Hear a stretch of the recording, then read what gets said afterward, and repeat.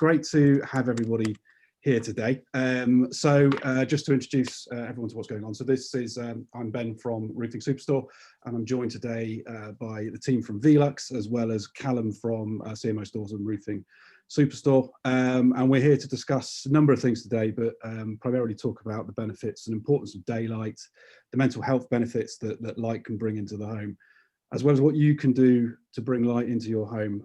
And obviously Velux are a major player in this space. So we're really excited today to be chatting and getting some insights into roofer windows and of course the benefit of the Velux product range. So I thought it would be useful if we just all introduced ourselves, but and a little bit of a line from everyone. So my name's Ben, I'm Ben Hodson, I work at cmostores.com. We are the kind of the largest online builders merchant in the UK, and we have a number of specialist stores: Roofing Superstore, Insulation Superstore, Drainage Superstore, Tile and Floor Superstore, Door Superstore, and a trade offering. So that's a little bit about myself. I've also got on the call today, we've got Rachel Dennett from Velux, Callum Tasker, who's also works at CMO Stores, myself, and Stephen Smart from Velux. So Rachel, would you mind giving us a little bit of who you are, what you do, and we'll carry on from there. Absolutely, yeah. So hi everyone, I'm Rachel Dennett. As Ben said, I've worked within the sales team at Velux for the last 5.5 years, specifically within our national accounts team. Cool, thank you very much. Callum. Hi everyone. I'm Callum Tasker. I am commercial director at CMO Stores. I've been in the business for 10 years. So I've been part of the growth story, and Velux has been a key partner of ours for a number of those years. So again, excited to be here today. Thank you, Callum. And Stephen. Hi, Ben. So yeah, I'm Stephen Smart. I've been with Velux now for my 14th year. So I've done for a number of different roles, but I currently work within our marketing team. And very excited to be here to talk about fresh air and daylight. Cool, perfect. Well, thank you guys all for the introductions.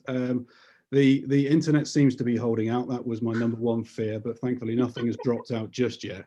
Okay, let's start cracking on with some of the questions. So we have been asking both of our audiences now for a little while for some questions to throw into the mix, see if we can possibly chuck some curveballs into the agenda as well. But just so we can start to hopefully give anyone who's interested in looking at an extension or loft conversion, or interested obviously in Velux, but the benefits that the Velux and light can bring into their home, the opportunity to find out more. It's obviously a heavily researched area, but this of course is a great opportunity for people to go, yeah, I don't know this, can you help me, can you give us some of this information? So we've got a range of questions, and if there are any more questions that come in, then we'll try and answer them live as we go. So first topic today is all about daylight and fresh air. And so we've got a question here for Steve. But what we're sort of interested really in knowing is how to get the daylight right in a project using roof windows, right? So apologies if I read my notes. I am, as I say, I'm no Davina McCall, but I'm doing my best. So the question that we have to answer is, Steve, I'm thinking of converting my loft into a bedroom. Is there anything I need to consider with the windows? Where do I put them? How many should I look to have? Over to you. Okay, so I think in terms of the question, I think that is the ideal starting point in terms of looking at, before you get into any sort of nitty gritty of how the window works and what it's going to do, very much the first thing for a homeowner is to get the right amount of daylight within that project. So there is part of the UK building regulations, there's a strong recommendation within there where there's a kind of a 20% rule from the glass that you have to the floor space as a ratio. So the recommendation is not to drop below that 20%. So that's really our starting point in terms of how we can then add into that project. So if you take a loft conversion, in this instance, the first thing to consider is the overall floor space and the overall glass that you're going to have within that area. Now, within a loft conversion, you may have a vertical window or other supplementary to glazing. So what we recommend is that the daylight that you bring in through the roof should work with that other glazing and achieve this recommendation. So that's really, in an ideal world, that would be the starting point to look at, right, from your project size. And in a loft conversion, obviously the calculation is kind of within head height within that room in terms of your floor area. And we have a couple of tools that customers can use where you can input your own project dimensions, and it will simply give you a recommendation on the amount of daylight from Velux windows required, to make up this 20% recommendation. So I think that first consideration is really important. In these types of projects, full loft conversion can be an expensive project, and I think it's important to get the daylight right within that from the start. So in this instance, you may be changing the function of the room for a bedroom, but I think the thing for us is the function of the room kind of becomes secondary, because that may change over the years. Whereas if you invest in the right amount of daylight at the start, then that's going to be there as a constant. What we tend to find is that a lack of daylight within a project is a big regret for a homeowner. Now, at that stage, it's easy, much easier at that stage to change internal decor, things like that, than open up either a space in your roof or in a wall or however that may be. So I think we see that regularly. So it's about, as I say, just giving a strong recommendation based on the building regs is kind of where we'd start. Then from there, it then becomes about the specific need of the window for that bedroom. And that's where we could look at specification of our window to make sure it's going to be suitable. And I suppose just a question I've got that came out of that. So apologies, we will get back to everyone else's questions shortly. But a question I've got coming out of that is there a variance between the 20% rule? Does that vary between, say, sloping roof or flat roof? Because of course those are probably the two big kind of spaces that the extensions might cover, because you're either going to go up or out effectively. So is the 20% rule, does it vary at all? Is there any kind of recommendation if you're doing a large extension out the back, actually you might go bigger or broader, or what have you? So because and that's a good point, and again, recent changes in building regulations see bigger extensions being built, and primarily flat roof. So the calculation remains the same in terms of working to that percentage. The difference when you start to look at, and maybe in that example there of an extension, it can become about light penetration rather than just the right amount of light. So if you take an extension scenario where typically you're building out of a property and you're usually building out of a light source, removing a door or a window of some sort. Once you do that and then extend, I think there's a misconception around the use of bifold doors, for example, and then being a competitor product to a Velux roof window. But we would look at it slightly different to that. We see them as a supplementary product, because the bifold doors, for example, will give a large amount of a glazed area, which obviously produces daylight. But if you've removed the only natural daylight source from the existing part of the building, the challenge then becomes to penetrate the light back into that existing part of the building. Yep. And that's what you can do with daylight through the roof versus vertical or other kind of facade style glazing. Okay. I'm glad you mentioned bifold doors, because there's a question about bifold doors that comes up next. And the kind of the next bit that we've asked people to, that we've been asked by people to sort of to explain and get some information on, is about type and positioning. So roof windows and bifolds, and I think you've kind of started to answer this a little bit, but roof windows and bifolds complementing one another and not a one or the other. So the question that we've got, unless anyone wants to jump in on that last point before I steamroll on. But I think it would seem to me a fairly thorough answer, but there will be options for everyone else shortly.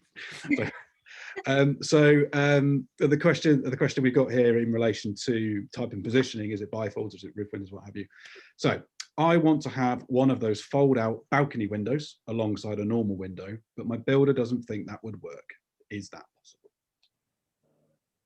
Okay, so I think from that question there, if they're talking about kind of our balcony style, then they'd be looking at the Cabrio roof windows. So the main restriction in terms of the installation of that Cabrio balcony product is around the pitch of your roof. So normally Velux windows can be, you can go from kind of 15 degrees upwards. With the Cabrio balcony, for the system to work and for us to be able to guarantee it, you're looking at it being installed between 35 and 53 degrees. So if you have that roof pitch, in terms of then the planning aspect, it's treated as a Velux roof window. The installation work, there is more of a structural job to do, because nature of the beast, it's a bigger unit. So it's a bigger aperture, isn't it? Yeah. Exactly. So you instantly, looking at doubling timbers and things like that for additional support. But in terms of a restriction, it's really just around the roof pitch. But I think the question around the traditional bifold doors, I think is a really, as I say, really interesting topic, and it's kind of a challenge that we've had to kind of, as I say, look at that more as a complementary set of products rather than being competitive. And as I say, I think that's the biggest thing that I see in terms of projects that are done. As I say, that removing that existing wall in a building tends to remove the natural daylight source. And a roof window will give you twice as much daylight as a vertical window the same size, and that is that right? Is that right? And that is purely because of the spread of the light that you can achieve from above rather than on a vertical.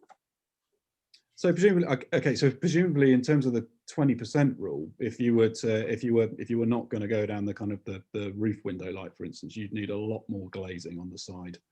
Exactly. Which presumably is a larger cost in terms of any kind of extension build, because there must be more structural work, more steels, more lintels, and of course glazing itself when you get into large window sizes, if you needed to go double, for argument's sake. Would be a sort of a more costly exercise in terms of if you're thinking of that kind of approach, as opposed to, say, roof windows. Yeah, and I think likewise to your earlier point there around flat roof, same thing applies in an extension, regardless of it being pitched or flat. Definitely, as I say, for penetration back into the existing part of the building, then bringing daylight through the roof is definitely a benefit. Okay, perfect, great. Okay, so we're going to move on to. I've got a question now for Callum. So bring in Callum, my colleague, my friend, and this is around kind of looking at the right product for the right place. So should you be using polyurethane in bathrooms and kitchens, Integra for the outer reach places, etc. So the question that we've had come in, Callum, the window in the bathroom in the house, I've just moved into. I'll start that again, so I stuttered. So the window in the bathroom in the house I've just moved into has a wooden frame that'll need replacing, as it started to go mouldy and rot. What kind of window would I need? Are there different windows for different rooms? Okay. So there are a wide variety of different products to choose from, and it is important for you to select the correct product for the right place. So for a bathroom in particular, it's recommended you'd purchase a white polyurethane window, because it does have a moisture resistant finish, and it is ideal for rooms that get humid. So bathrooms, kitchens, for example, a perfect place for that type of product to be installed. It's also a great time to purchase that sort of product as well at the moment, because Velux themselves are offering rewards on polyurethane windows. I think it's £35 for every one sold throughout March and April. So in leading retail outlets. So it might be worth us posting something out afterwards about that, just to inform everyone how best to go about claiming those. Yep, we will do. So I suppose I'm just going to ask a further question. So presumably there are presumably there are sort of relevant blind products, for instance, that would go, in certain rooms. So, would you need a special kind of blind product for kind of a moisture heavy room, like a bathroom, for instance? Are there differences of blind product? Yeah, there are different ones available. So I would say, and the guys might correct me on it, but I would imagine something like a Venetian blind or something like that would probably be the best choice for a bathroom as such, rather than a blind that's made of any other material. Similar reasons really to the polyurethane, why you would go for a polyurethane window is it's more moisture resistant for those sorts of rooms. Okay, perfect. And if is there sort of a recommended product type for sloping roof kind of bedrooms, or are you sort of more open to kind of the wider product range at that point? You're more open to other products. Obviously it depends on ceiling height, that sort of thing. You've got various opening mechanisms to choose from. You've got different glazing options to choose from. I'm sure we'll probably have more questions on it later, but yeah, there's glazing options to choose from. And again, blinds, if you're in a bedroom, you're going to want to choose blackout blinds and products like that. Perfect. So yeah, definitely, like I said at the start, there is a wide choice of products that you can select, and it is important to get it right for your application and the room you're looking to install them in. Great, thanks, Cal. Thanks. So Rachel, I'm going to bring you in now, if that's okay. So thank you for your patience as everyone's been sort of chatting away. So we're going to just go on to a subject now, which I know is very close to, obviously very close to Velux's kind of aims and ambitions, which is thinking about the sort of the benefits of kind of roof window and light, and we're touching on that subject again. So thinking about daylight and ventilation and so on, as well as the the positive effects that can have on mental well-being. That's quite a topical area at the moment when we think about how we're all dealing with the ongoing sort of COVID situation and kind of the impacts that's had on all of us in terms of home working or homeschooling and those sorts of situations. So the question that comes out of that, after that small amount of waffle, and apologies, the question that comes out of that, Rach, is I've read lots of things about spending too much time indoors, especially at the moment, but how detrimental is it really to not be getting enough fresh air and daylight? Interesting. Okay, very. So a lack of fresh air and natural daylight has effects on both our physical health as well as our mental well-being. So on average, we spend 90% of our time indoors, and that statistic is actually pre-COVID. It's before the lockdown days. So in the last 12 months as it been now, we're actually spending so much more time at home. Now, the air within our homes is up to 5 times more polluted than the air outside. And homes that are poorly ventilated, those that have maybe a buildup of condensation or damp, this can then increase risks of asthma, other respiratory infections and diseases by up to 40%. It can also cause allergies or sensitivity to allergies and even skin conditions like eczema. And something that we've heard a lot over the last year or so is open the windows and doors. And that's because homes with poor air quality increase the transmission rate of airborne diseases. So we also know that a lack of daylight has an effect on our mental well-being, and it can even lead to things like seasonal affective disorder, or something that's often referred to as winter depression.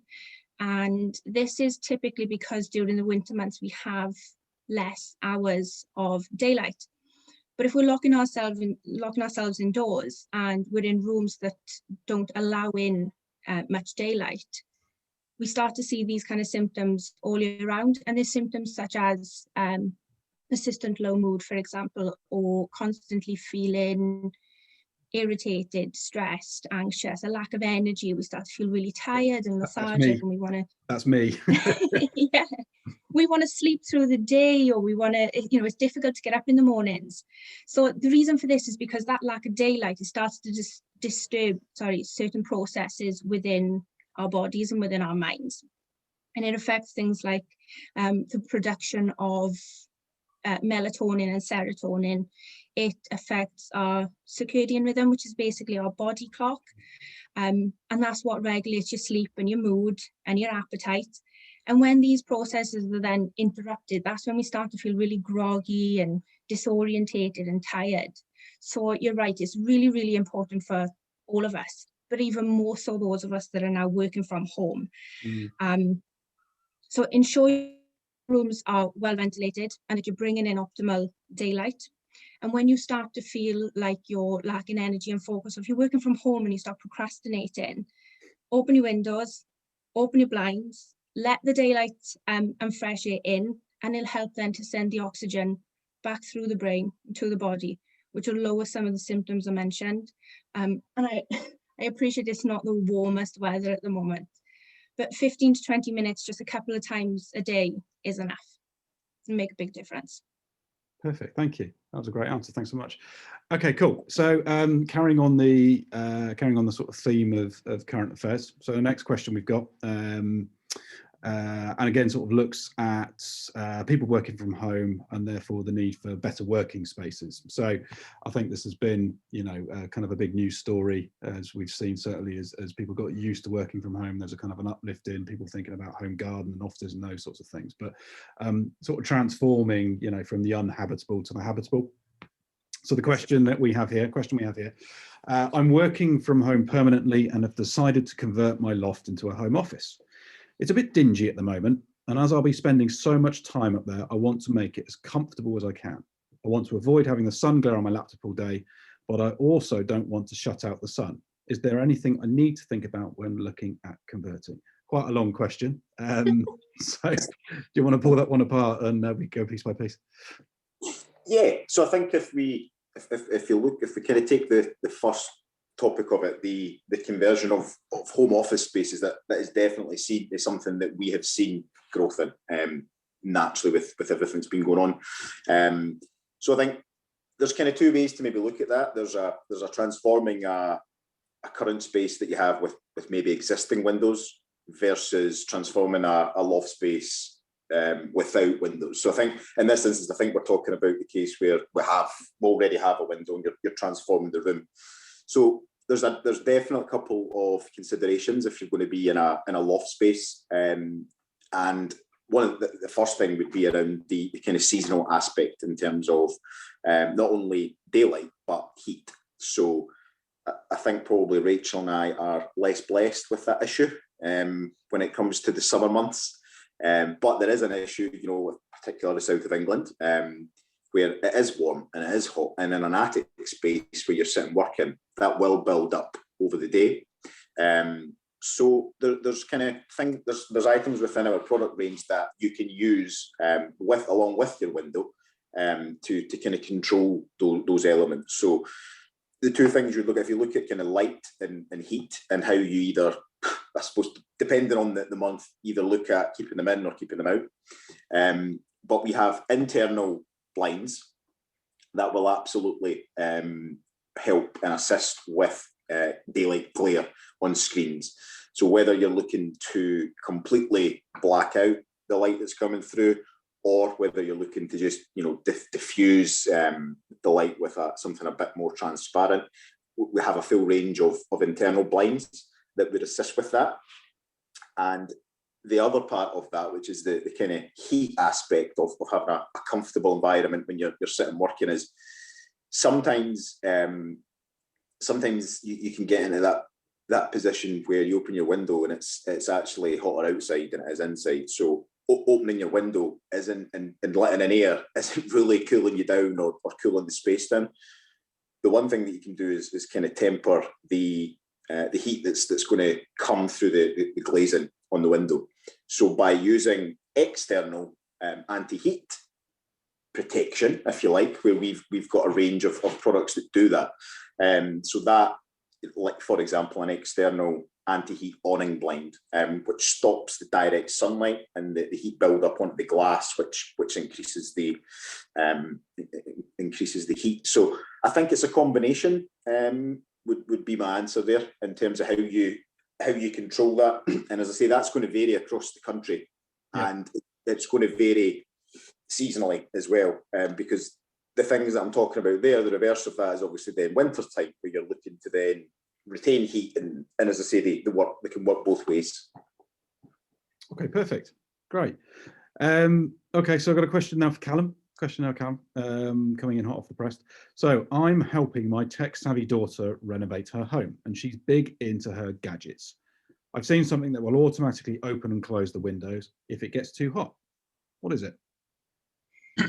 So I would imagine they're referring to Velux Active, which it links all Integra windows together, and it'll empower your windows to open and let in fresh air and breeze, but also you can operate your blinds and shutters that obviously Stephen alluded to just now, automatically to shield the home from excessive heat. You can also control it via an app as well, so you can get that on the majority of smartphones and tablets as well. So yeah, in terms of there are technical products out there to really advance the products and link them all together.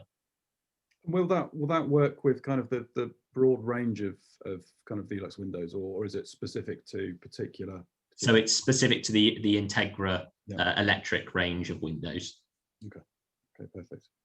All right, great. Okay, cool. So coming back onto the topic of daylight, and starting to look at kind of some of the kind of things that you were talking about, Stephen, in terms of climate, and I'm thinking about the different forms of climate and so on. So a question for Rachel, I think, if you're prepared to chuck your hat in the ring again, if you don't mind. So the question we've got here, you're ready to go. Right. So I've just moved into my new home, and there's a nice big Velux window in the loft. Although when the sun shines in, it gets absolutely roasting. Can you recommend anything to help?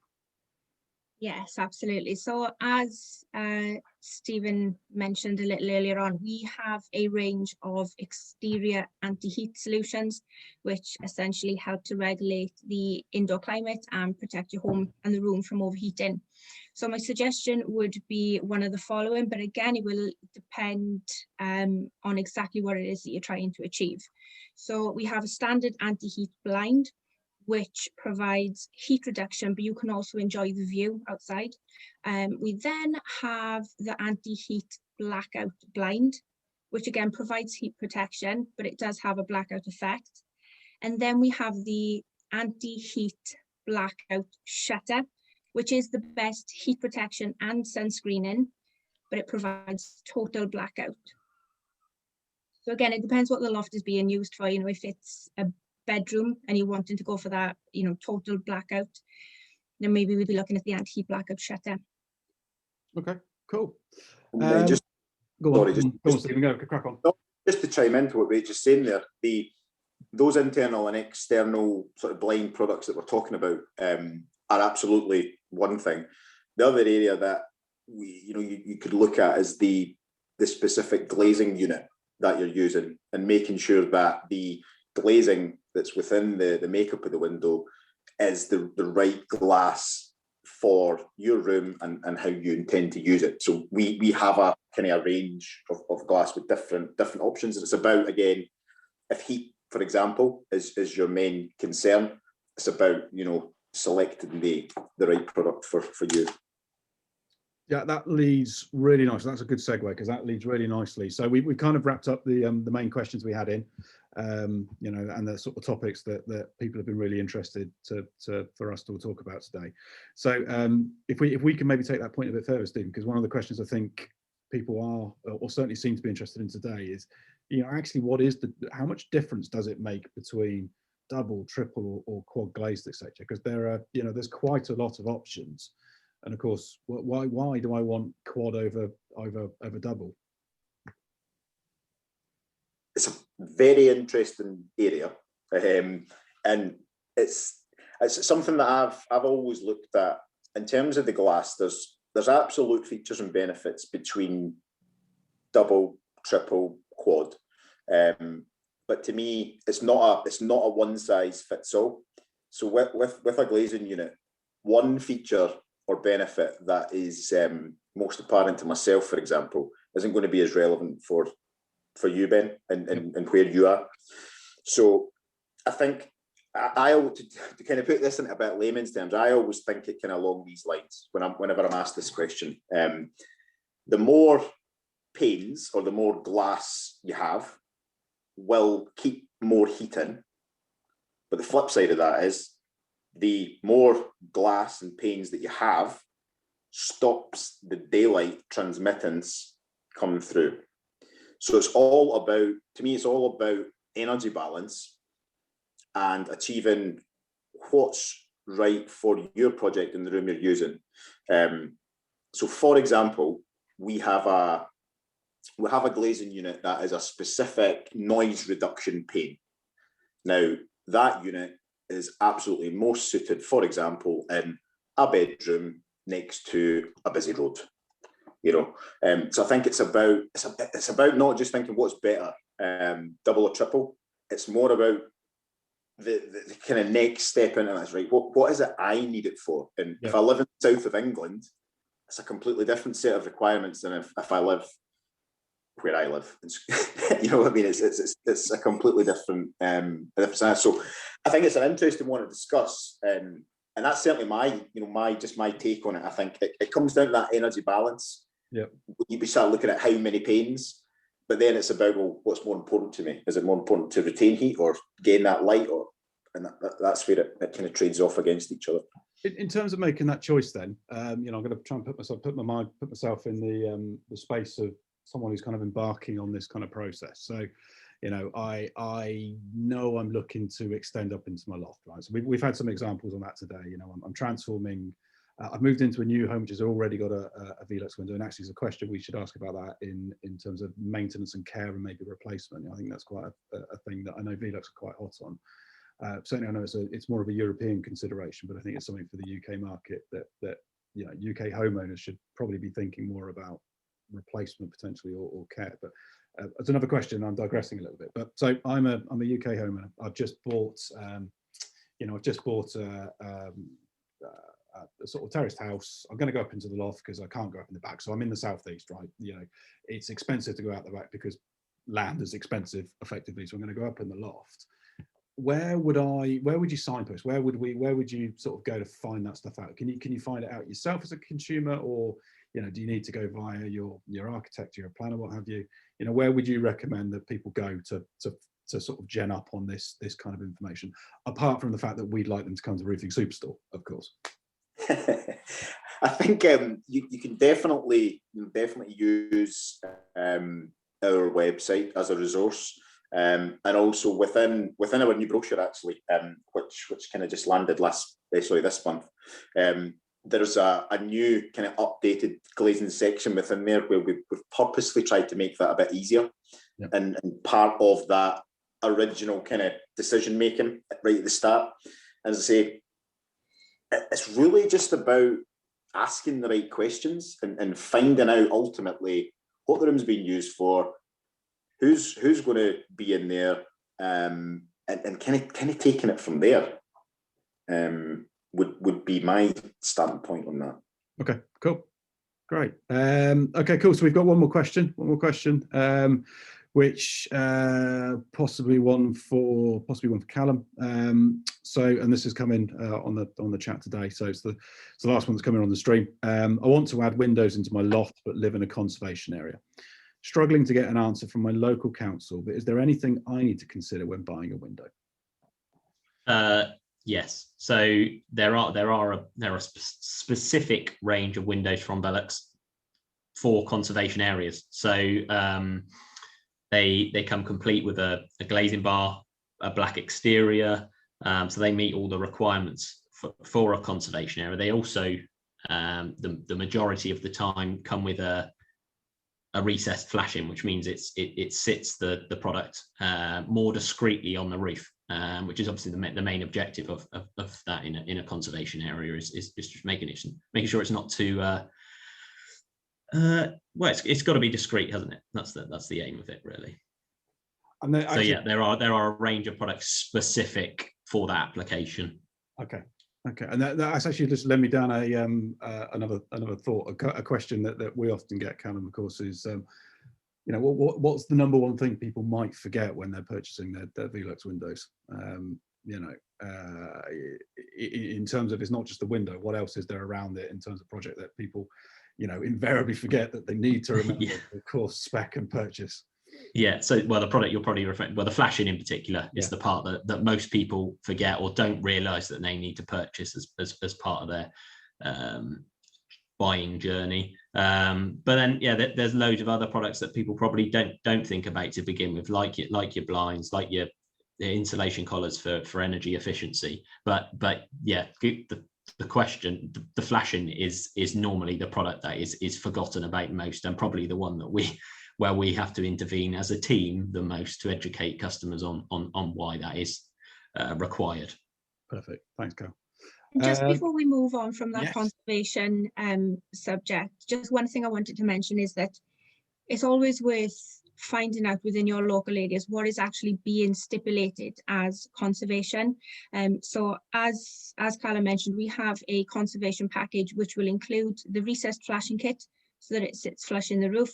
It's a black window with the black glazing bar. Now, often the stipulation of what actually classifies as conservation varies. So if it doesn't need to be black, it just needs a glazing bar, for example, then you can actually purchase a standard window with a glazing bar or just with a recessed flashing kit. You kind of make up your own package depending on what what is being stipulated as conservation and what you need to achieve.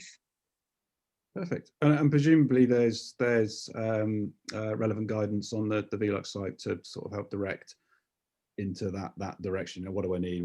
I've got this level of conservation. What are the parts of the kit I need to be thinking about? Absolutely.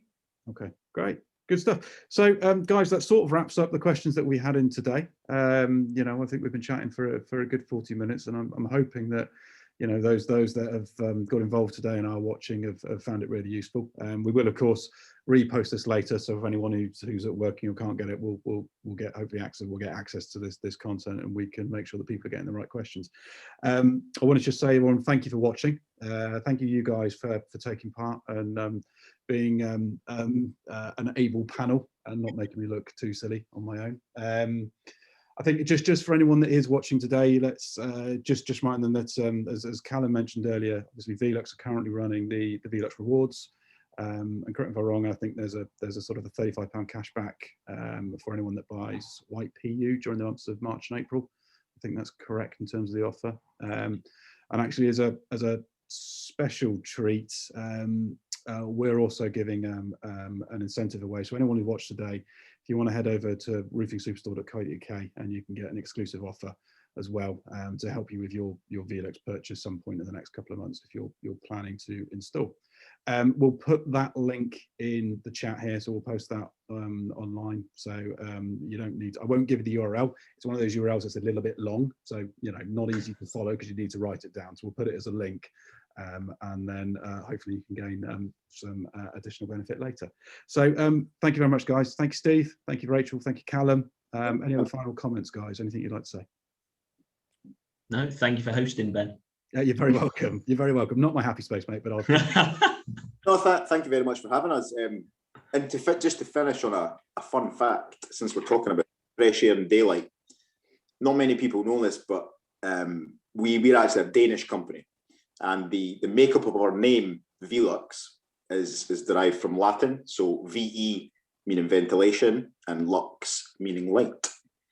So I think it just shows what was our kind of founding principles all those years ago in terms of our company remains true today. That's great. I mean, actually, just before we get, sorry, you've just triggered something just before we do go. Of course, I think it's worth congratulating Velux as well on your environmental pledge that's been made recently, because of course, you know, there's quite a big ambition in that. I think Velux have sort of stated that you're going to try and I forget the exact term, but pretty much wipe out your entire historical carbon footprint. You know, Yeah, which I think is so something to applaud.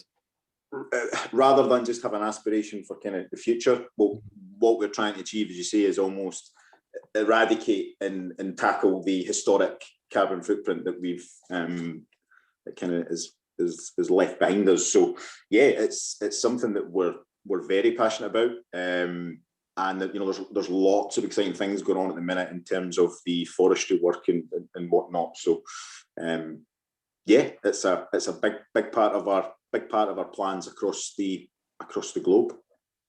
Well, we wish you the absolute best with that endeavour. Okay, guys. Thank you very much for today. I'm going to press the stop broadcasting live and see what happens. Okay, guys. Thanks so much. Thank you. Thank you.